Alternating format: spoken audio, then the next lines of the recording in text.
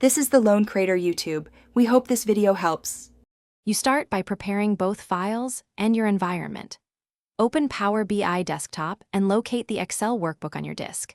Make sure the workbook is closed in Excel to avoid lock conflicts. Convert critical ranges to tables so Power BI reads consistent schemas. This avoids mismatched columns later. Once done, confirm sheet and table names and that columns use correct types like date or numeric. These steps speed the import and reduce transformation work down the line.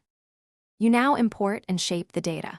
From home, choose Get Data, then Excel, pick the sheet or table, and click Transform to open Power Query.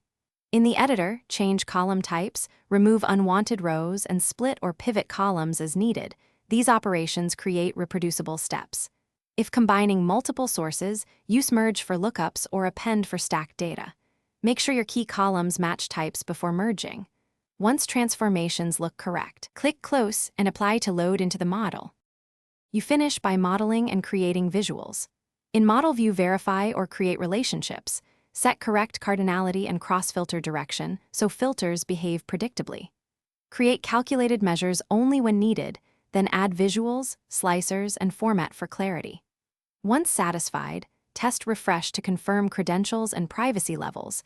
If publishing to Power BI service, set a refresh schedule and gateway if the file is local. Troubleshooting tip: if refresh fails, recheck. Thanks for watching. Consider subscribing if we helped you.